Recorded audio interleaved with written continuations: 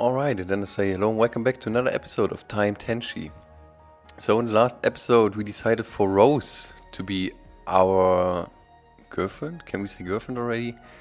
Let's say our love. Because nothing really happened, we just kissed. And we've seen this little girl here, Mizuki, in underwear. When we were hiding in her closet, so there was potential for action, but nothing happened. Then let's continue. Well, now he knows. You had to tell him, didn't you? Trust me, I didn't want to. But it was either that or spring it on him just before he had to do it. He realized that doing so many alter the actual decision. He doesn't know all the details, so I'd say it'd still be fine. And if he pieces it together, Kenji isn't an idiot, Michelle. Even if he hasn't researched it as deeply, I'm sure he can piece together the consequences of altering time. It's a risk I was willing to take at this point. At this time, he deserves some sort of explanation. Whatever you say, Michelle, I just hope this goes how you think it will. Alright. I set up the coordinates, you two kept them in line. Really? Do you think we're honestly going to make some kind of break for it when the time window is the only way to get us back home? You have a point, I suppose. Still, I expect no funny business while I set this up, okay? Whatever, Michelle. Just get this over with already. The room went incredibly silent, except for Michelle's rapid tapping upon the keyboards and screens, entering in all the information required to bring us back to that specific place and time. I was shaking. This decision, it was going to be one of the hardest I had to make in my whole life. It shouldn't have been, but this fear of everything falling apart because of this one decision was. Alright, Kenji, it's ready. Now then, Kenji and I are going through this alone. But, no buts. You can keep an eye on our actions using the monitor, but if you go through the time window to an alternate time yet again, you run the risk of overloading your endocrine system. And I won't let either of you take that risk. Both Rose and Q went silent, looking down at their still gigantic chests abashedly. Okay, so sorry for the cut, but I just received a call, and since Apple is so well connected in this area or in this world, my MacBook opened FaceTime, and so I had to make this cut. And yeah, let's continue. Okay, let's get going. The white light in the center of the machine grew brighter as the time window opened. Before it had always seemed so welcoming, if not strange, but now it only filled me with dread. Soon both Michelle and I stepped through, leaving everyone else behind. I took one last look behind me to see the others. Mizuki with her solemn yet knowing glare, Bunny with a very hopeful smile. Both Kyo and Rose were fighting back tears, but they've waved me off. I felt as if I was going on a funeral march, and it didn't have to be this way. Soon we were within the time window, the world going fuzzy like it had in the other trips. It took a while, Michelle just standing next to me, almost guiding me, but with a stern look on her face. Eventually the world materialized once more, and I could see again. What I saw was my old neighborhood, my old house, completely as it was before the accident. But it wasn't an accident in the world that I was currently in, and experiencing this accident was something that was purposefully caused by my hand. Now, Kenji. Michelle turned to me and bent forward, a serious look upon her face. On the ground, next to her was a bottle. Had that always been there? How long had she been planning this project? Regardless of my thoughts, she picked it up.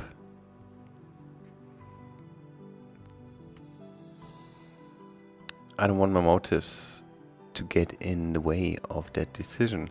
This ultimately is your choice, and either way it goes, it will be greatly helpful towards my research. Your research is messed up, Michelle. I know how it seems, Kenji, but what I am doing is beyond who I am, and it is beyond who you are. Don't give me that. My hand clenched on the bottle, feeling its heat as the chemicals inside of it grew hotter from the flame. Don't pretend that you're better than what is happening here, Michelle. Sure, I'm one person and I'm pretty insignificant when it comes to the future, but if I do this, I'll be murderer of my own parents. And if I don't, I could possibly be committing suicide. You don't know that. No, I don't. But you don't either, Michelle. We were silent, standing there, staring at my home. A figure walked out of it and away. I deducted this figure to be me from 1 week ago. It was strange to even think about seeing myself from a different time, but it wasn't something that I could ruminate. Regardless of your misgivings, Kenji, this is your choice. Make it how you will. Either throw the bottle or don't. This is the last I will say about it. I just stood there for a moment thinking hard about the events of this week. How many horrible things that had happened and all of the great things that had happened as well. Getting to know Rose and Kyu, even Mizuki and Bunny, it had been such a strange yet wonderful experience. If I threw this bottle onto the house, it would all continue, but if I didn't, it could all disappear. Oh my gosh, there we are, making the decision, throw the bottle or don't throw the bottle. So, if we throw the bottle, we will definitely lose our parents. Life will continue as it is right now. So, if we don't throw the bottle, we will never meet those girls. We will never meet Rose, our great love. Oh gosh. I don't know how to decide. Throw the bottle, don't throw the bottle, throw the bottle, don't throw the bottle. I mean, if we throw the bottle, we would definitely not do it for her research, we would do it for Rose. We love each other. If we don't throw the bottle, we might meet them as well, but we will never know. Okay, so I think that we will throw the bottle. I mean, we're losing our parents, but we won't commit suicide, and we get the opportunity to stay with Rose. I stood there for a moment thinking on my decision, on what was important, living in the past or moving forward, even with the costs in mind. I clenched my grip around the bottle before hurling it behind my head and tossing it at the building. It hit the side and sparked flames pouring from the shattered bottle. I turned and looked at Michelle, who looked at me. A look in her eyes told me that I had to live with this decision I had to watch. I turned back and watched as the flames spread. Slowly they crawled up from the lawn and back of the house and across, slowly licking their way into the inner areas of the once happy home. I couldn't do anything at this point. I couldn't change my mind. All I could do was just stand there. I felt the heat whisk by my face in waves as the flame grew, higher and higher, until eventually the whole home was engulfed. I could hear screams, cries. I knew who they belonged to. And with those sounds, I finally broke down. I collapsed to my knees, sobbing, shaking, the world spinning and the urgent feeling of needing to vomit. I felt a hand on my back when I realized it was Michelle. I whipped my head back, throwing her arm away from me.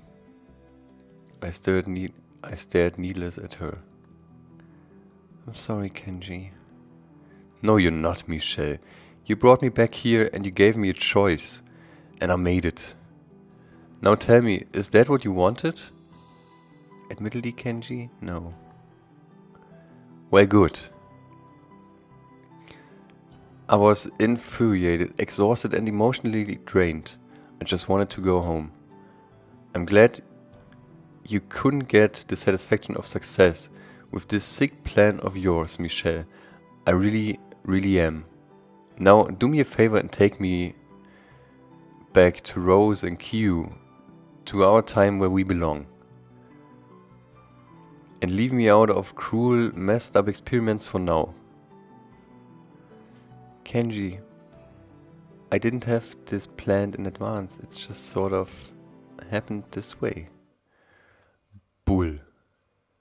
I don't want to hear any more of your excuses. Just take me to the lab and away from here now. We both stood there in silence, listening as the crackling of the wood and fire in front of us got louder, roaring over the neighborhood. People had evacuated their homes and were watching, and I knew at about this time I had gotten home from the short trip I had taken back then. Eventually the time window opened. The cries from inside the building had stopped. And I finally went through, ending up in Tensai's lab.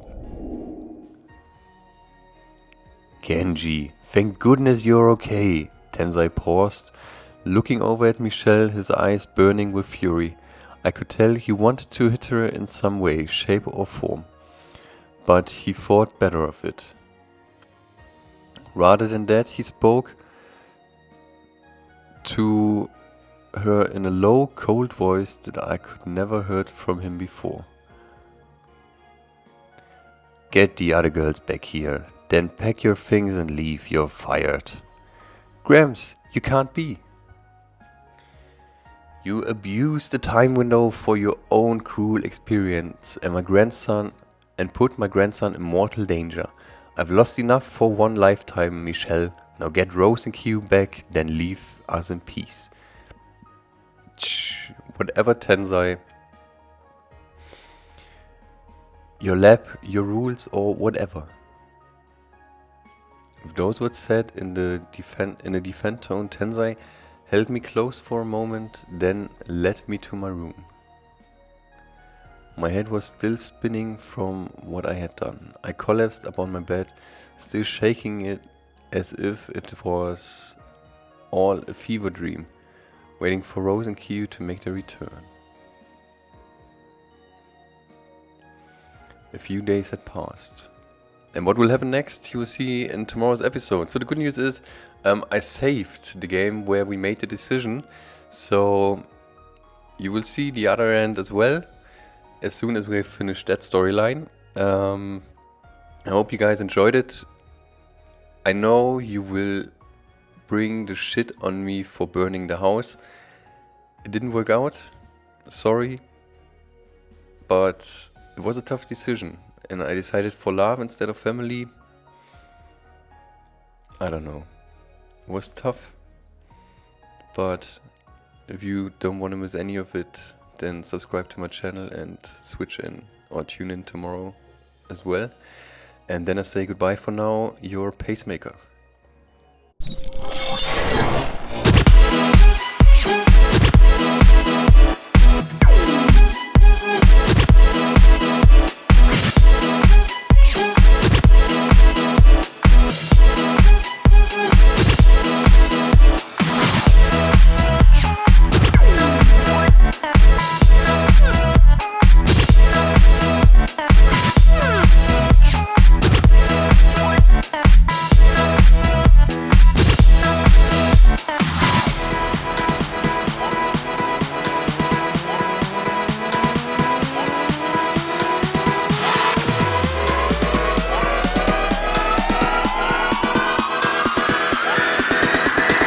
Drop.